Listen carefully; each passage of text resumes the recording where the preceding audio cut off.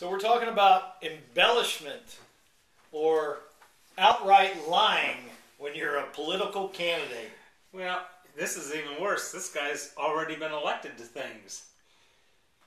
Well, everybody's always embellished about their Vietnam career or insert or their past experiences and accomplishments. Yes.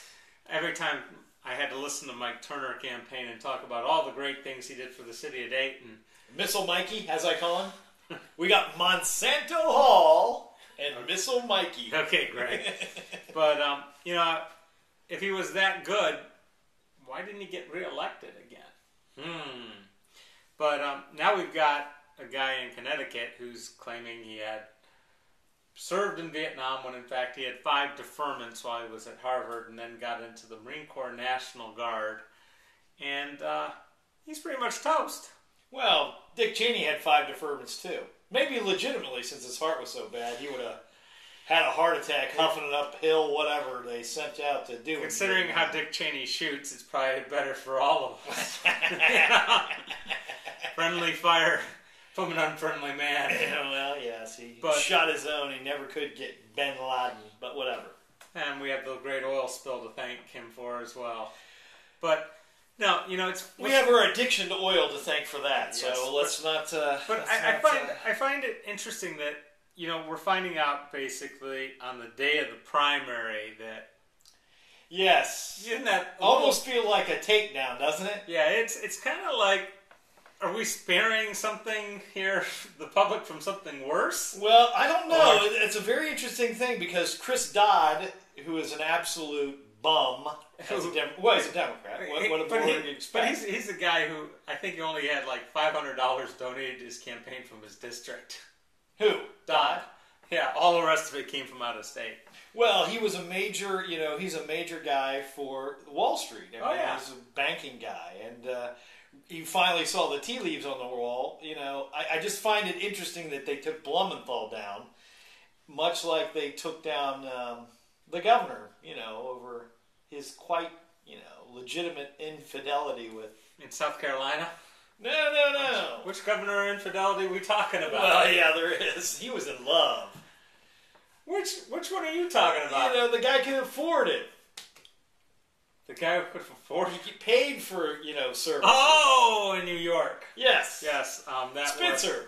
Spitzer, yes. They took down Spitzer. Spitzer would have gone after Wall Street. I think it's very interesting that the head... Interesting. The Connecticut, you know... where most major corporations are done because they're done in Connecticut because of lax laws. But the reality is the press should be embarrassed by this. I mean, they were publishing in 2003, 2006 that he's claiming that he's a Vietnam vet, and they never got it then. But now when he runs for Congress... Senate. Big deal. It's a big deal. But, you know, why are people... How can they get to this point? How can they get that far... Get that many millions of dollars in the bank and be able to, you know, flat out get caught with a lie? Well, it is very interesting hubris to watch them say, you know, I watched the video, you know, as I served in Vietnam like you. You know, he's talking to a group of veterans. I never left the United States, folks.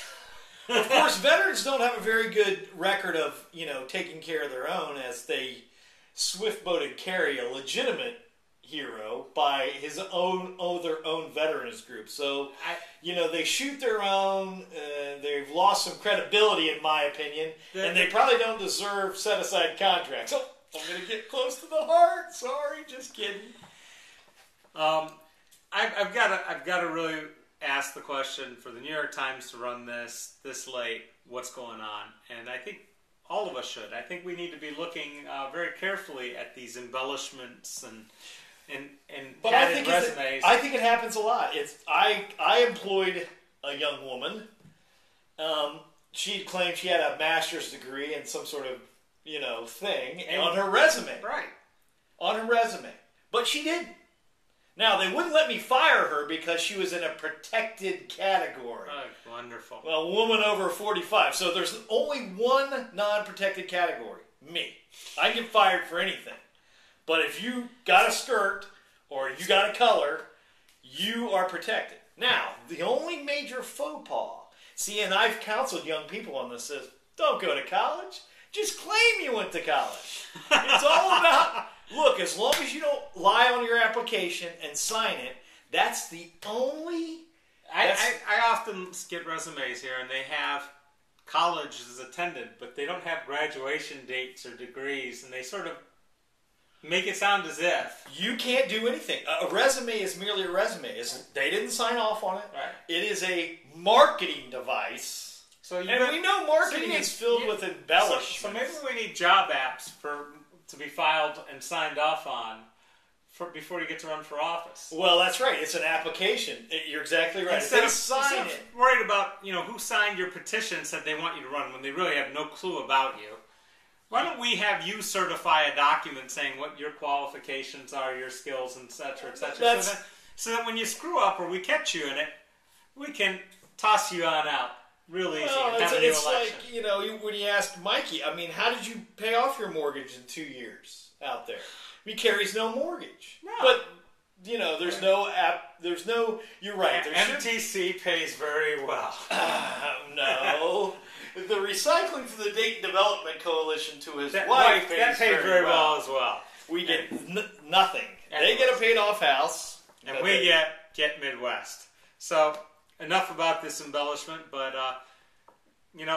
we'll try to get on the air more often. We've been bad for a bit, but... Well, yeah. I will. Hope you enjoy it. All right.